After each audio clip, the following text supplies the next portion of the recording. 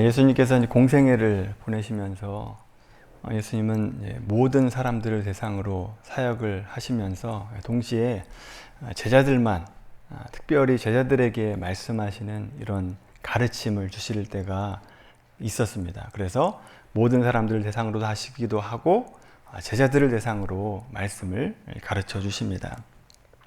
이 두 가지 사역을 동시에 하시다가 예수님의 공생애 3년 10개월쯤 되는 때에 베드로의 고백, 주는 그리스도시요 살아계신 하나님의 아들이십니다 라고 하는 이 고백을 기점으로 해서 이제 모든 사람들을 대상으로 가르치는 사역을 거의 종결하시고 제자들에게만 집중하여 사역을 하십니다.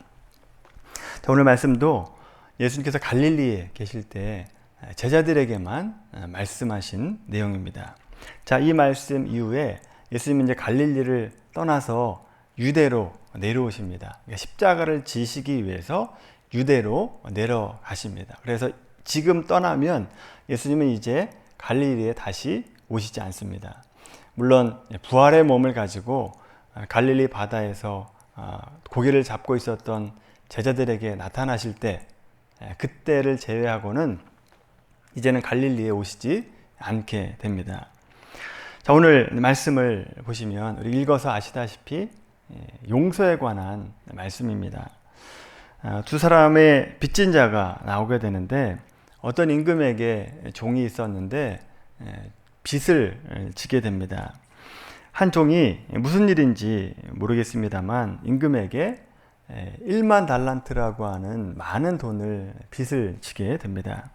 그리고 결산하는 날 그 돈을 갚으라고 했는데 그 돈을 도저히 갚을 여력이 없으니까 그 왕 앞에 엎드려서 용서를 구하게 됩니다. 만약 당시에 빚을 갚지 못하게 되면 자기가 종이 되는 것은 물론이고 자기의 가족들까지도 다 종으로 팔려지게 됩니다. 그런데 그 엎드려서 간구하는 그 종을 불쌍히 여긴 그 왕이 그 돈을 다 탕감시켜 주게 됩니다. 그래서 이 종은 자유를 빼앗길 수밖에 없었던 상황이었지만 자유를 다시 얻었고 자유인으로 살아가게 됩니다. 마치 아무런 죄도 짓지 않은 것처럼 아무런 빚도 지지 않은 것처럼 그렇게 자유함과 평안함을 누리고 살아갈 수 있게 됩니다. 자, 그런데 그렇게 빚을 다 탕감하고 나오는 길에 자기에게 100데나리온 빚진 자를 만나게 되면서 그 빚을 갚으라고 난폭하게 행동을 하게 됐다라고 하는 거죠. 여러분, 이 비유의 뜻을 좀 더 자세하게 알아보려면 당시 종이 탕감받은 돈의 액수가 얼마 정도 되는가라고 하는 것을 우리가 좀 알아야 됩니다. 1만 달란트와 100데나리온, 오늘날로 환산을 정확하게 할 수는 없습니다만 대충 이렇게 환산을 해볼 수 있습니다. 이 한 데나리온이라고 하는 것은 당시 로마의 지배하에 있었던 이스라엘 백성들이 하루 일하고 받는 품삯입니다. 하루 노동자의 품삯이었다라고 하는 거죠. 자, 그런데 이 1데나리온이 아니라 100데나리온이라고 했으니까 100일 정도 일할 수 있는 노동력, 그 값을 이 빚을 지고 있었다라고 하는 거죠. 반면에 1만 달란트라고 한 돈은 얼마의 돈이냐 하면 1달란트는 만이 아니라 1달란트는 데나리온으로 환산을 하면 6,000데나리온입니다. 그러니까 6,000일을 노동을 해야 갚을 수 있는 돈이었다라고 하는 거죠. 근데 1달란트가 아니라 10,000달란트였다라고 얘기하죠. 이 10,000달란트는 데나리온으로 환산을 해보면 6천만 데나리온입니다. 감이 잘 안 오시죠? 그러니까는 오늘날 하루 노동자의 품삯이 약 8만 원 정도 한다 그러면 800만 원을 빚진 것이고 10,000달란트는 제가 계산하느라고 힘들었습니다. 4조 8천억입니다. 4조 8천억을 졌는데 그 빚을 탕감받았다라고 하는 거죠. 그럼 우리가 이해를 돕기 위해서 계산을 해본 거지, 여기서 1만 달란트는 도저히 갚을 수 없는 돈을 얘기합니다. 도저히 갚을 수 없는 돈을 탕감받았다라고 하는 거죠. 자, 그런데 그 탕감받은 자가 100데나리온, 자기에게 800만 원 빚진 자를 만나서 갚으라고 멱살 잡고 옥에다가 가둬 넣었다라고 하는 거죠. 이 비유를 통해서 예수님은 제자들이 너희들이 곧 10,000달란트 탕감받은 자니까 너희들도 용서하는 삶을 살아야 된다라고 하는 것을 말씀해 주고 있습니다. 우리에게도 동일하게 말씀하시죠. 예수님께서 말씀하시기를 우리가 다른 사람의 잘못에 대해서 용서해 줘야 될 이유가 있다라고 하는 겁니다. 오늘 말씀을 기초로 해서 우리가 다른 사람을 용서해야 될 3가지 이유에 대해서 우리가 함께 살펴보도록 하겠습니다.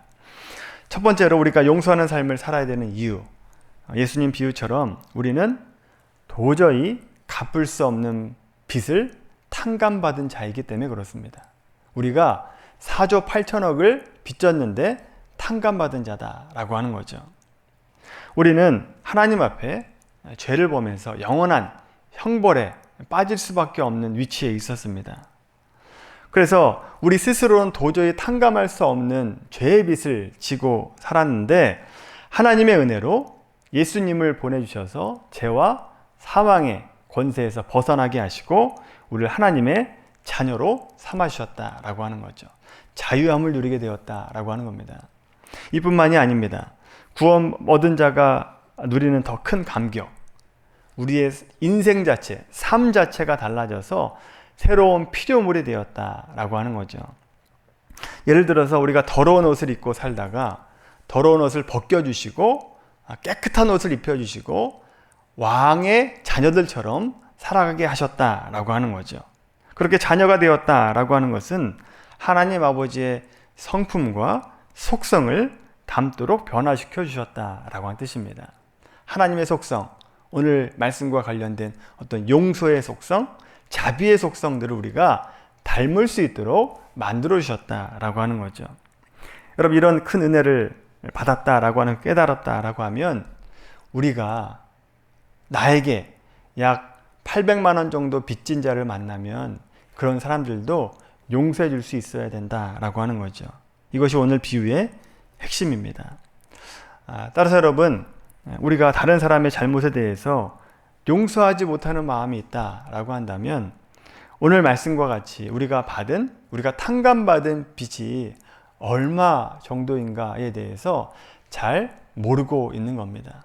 우리가 구원받은 것이 얼마나 큰 은혜인가, 그것에 대해서 제대로 알지 못하기 때문에 용서하지 못하고 있다라고 하는 거죠. 또 하나님의 자녀로서 하나님의 성품과 속성을 제대로 이어받지 못했다라고 하는 것을 말씀하고 있죠. 여러분, 제가 이렇게 말을 한다고 해도 제가 모든 사람들을 다 용서할 수 있다라고 하는 뜻은 아닙니다. 저 역시 용서가 안 되는 사람들 때문에 괴로울 때가 있고 괴롭기도 합니다. 내 스스로 돌아볼 때 용서 안 되는 사람들이 있거든요. 목사라고 다 용서할 수 있는 마음이 생기는 건 아니기 때문에 그렇습니다. 자, 그런 모습을 보면 그럼 나는 아직 구원의 은혜를 잘 모르는 것인가? 하나님의 그 큰 은혜가 얼마나 큰지를 제대로 깨닫지 못하기 때문에 내가 다른 사람을 용서하지 못하고 있는가? 라고 하는 생각으로 힘들었던 때가 있었다라고 하는 거죠. 여러분은 그런 고민 안 하십니까?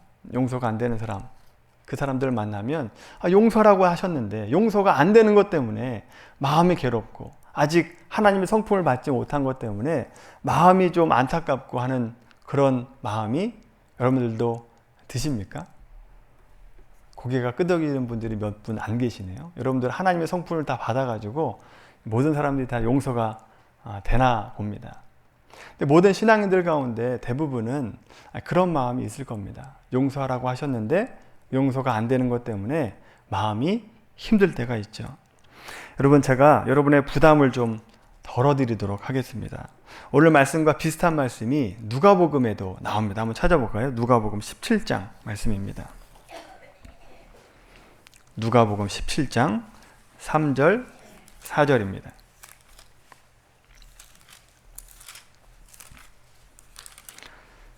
누가복음 17장 3절 4절 말씀. 우리 같이 한 목소리로 읽어보겠습니다. 시작. 너희는 스스로 조심하라. 만일 내 형제가 죄를 범하거든 경고하고 회개하거든 용서하라. 만일 하루에 7번이라도 내게 죄를 짓고 7번 내게 돌아와 내가 회개하노라 하거든 너는 용서하라 하시더라. 아멘. 이 말씀 보시면 우리가 읽었던 본문과 달리 용서의 조건이 나오게 되죠. 누구를 용서해야 되느냐? 형제가 라고 되어 있습니다. 그러니까 믿음의 형제가 라고 사람을 한정시켜 넣고 있죠.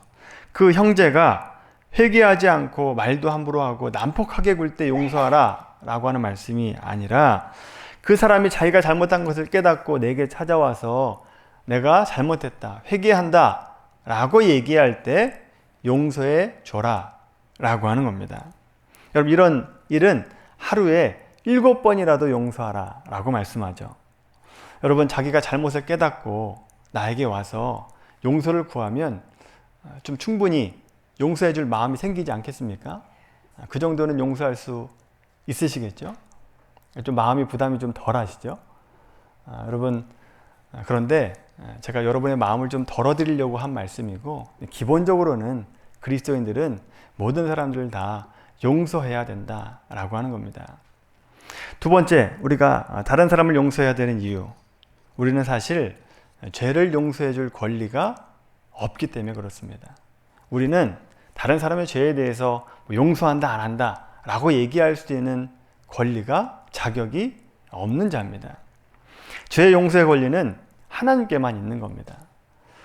어떤 사람이 나에게 죄를 지었을 때 내가 그 사람을 100번 용서해 준다 할지라도 그 사람이 하나님께 용서를 받지 못했다라고 하면 그 사람의 죄는 여전히 남아있게 됩니다. 그래서 내가 용서를 했냐 안 했냐라고 하는 건 별로 중요하지 않다라고 하는 거죠. 하나님께서 사람의 죄를 용서할 때 조건이 있습니다. 오직 한 가지 조건 하에만 용서하시죠. 그것은 오직 예수 그리스도의 십자가의 은혜를 믿고 의지하는 자들, 그 사람들은 누구나 용서를 하십니다. 그래서 십자가의 은혜는 누구나 받을 수 있게 되죠. 그 기회가 모든 사람들에게 열려 있습니다. 자, 그러나 그 마음이 완고해서 하나님 앞에 죄 용서를 구하지 않고 회개하지 않으면 사람에게 용서를 구한다 할지라도 그 죄는 용서 받을 수 없게 되는 거죠. 자, 이처럼 용서는 우리가 하는 것이 아니라 하나님의 은혜로 예수님을 믿는 자, 예수님의 십자가를 믿는 자만 용서함을 받을 수 있게 됩니다. 여러분, 제가 이렇게 말한다고 해서 죄 지은 사람이 하나님에게만 용서함 받고 피해자에게 용서를 구하지 않아도 된다, 그런 뜻으로 얘기하는 것은 절대 아닙니다. 그것은 하나님의 뜻도 아니기 때문에 그렇습니다. 하나님께 용서를 받았다 할지라도 자기가 잘못한 사람에게 찾아가서 용서를 구하는 것이 성경적인 것이고 마땅한 일입니다. 그것이 하나님께 주시는 마음이다 라고 하는 거죠. 자기가 죄를 지었으면서도 사람에게 용서를 구하지 않는 문제, 이 문제만 생각을 하면 저는 언제나 떠오르는 영화가 있습니다. 밀양이라고 하는 영화입니다. 오래된 영화죠. 2007년에 개봉한 영화인데 거기에 전도연 씨가 나오잖아요. 전도연 씨 아들이 학원 선생님에게 유괴를 당해서 죽음을 맞이하게 됩니다. 그 범인을 잡고 그 범인이 결국 교도소에 갇히게 되죠. 엄마로서 마음이 얼마나 무너지겠습니까? 고통과 번민의 시간을 보내다가 전도연 씨가 자기 아들을 살해한 그 유괴범을 내가 용서하겠다라고 하는 마음을 갖게 되고 그 살해범이 있는 교도소를 찾아가게 됩니다. 그래서 그 사람을 만나게 되죠. 내가 당신을 용서했다라고 얘기하려고 했는데 그 유괴범이 뭐라고 얘기하느냐 하면 대뜸 하는 말이 자기가 교도소에서 예수를 만났고 하나님께서 자기의 죄를 모두 용서해 주셨다. 그리고 나서는 내 마음이 평안해졌다 라고 얘기를 한 겁니다. 여러분, 저는 이 말을 듣고 얼마나 화가 났는지 모릅니다. 여러분, 이 살인범은 하나님께 용서를 받았을까요? 안 받았을까요? 아니, 구원을 받았을까요? 못 받았을까요? 못 받았을까요? 저는 이 유괴범이 기본적으로 예수님을 잘못 만났다, 예수님을 제대로 만난 것이 아니다라고 생각을 합니다. 그런데 혹시 그 살인범의 말대로 그 사람이 살인의 죄에 대해서 하나님이 용서함을 받았을 수 있습니다. 그 죄를 회개하고 용서함을 받았을 수 있어요. 그러나 이 사람은 하나님 앞에 죄에 대해서만 생각을 했고 사람과의 용서를 구하지 않음으로 인해서 또 다른 죄를 짓게 되었다라고 하는 거죠. 오늘 말씀 한번 찾아보고 18장 말씀 다시 한번 돌아와 보세요. 18장으로 돌아와 보시면 18장 앞부분의 말씀입니다. 18장 6절부터 10절까지 말씀입니다.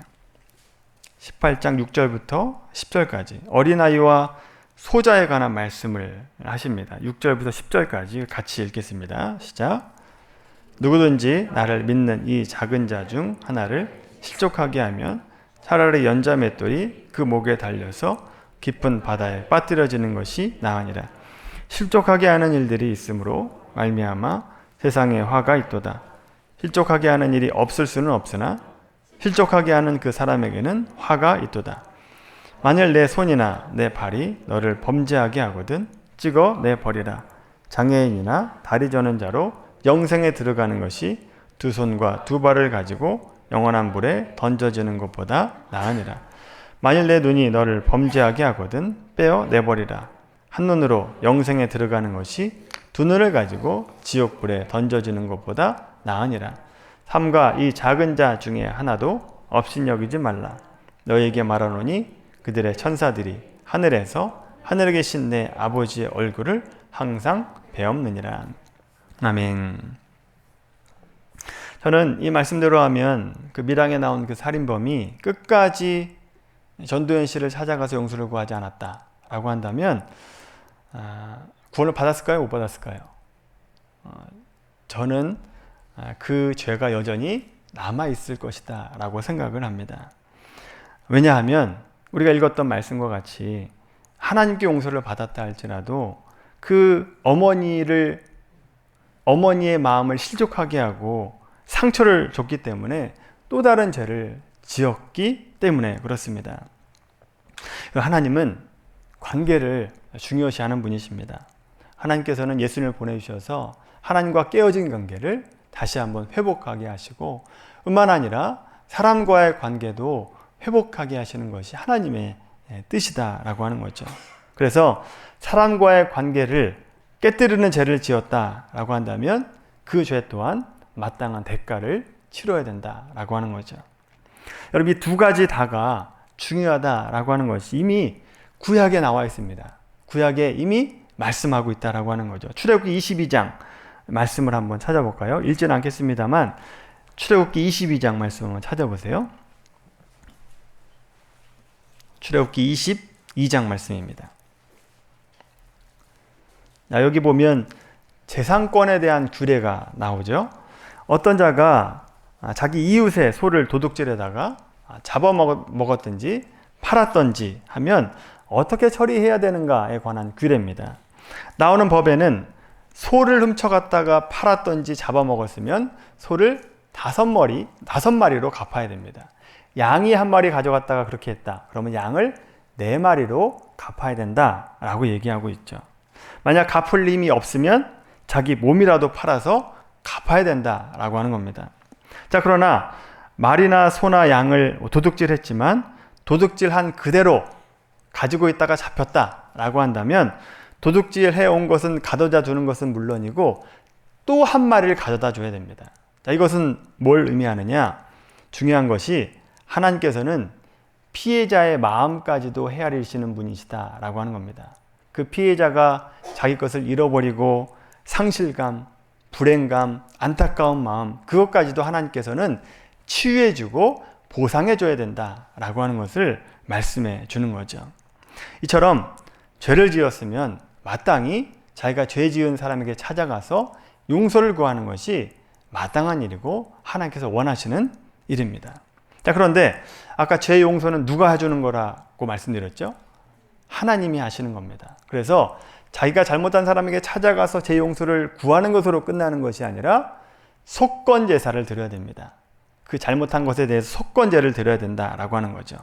이 속건제라고 하는 것은 물질상, 어떤 육체상으로 사람에게 해를 끼쳤을 때에 인간적인 것으로 다 갚았다 할지라도 하나님의 공의를 어그러뜨린 것에 대한 죄에 대해서는 하나님께 다시 회개의 제사를 드려야 된다라고 하는 겁니다.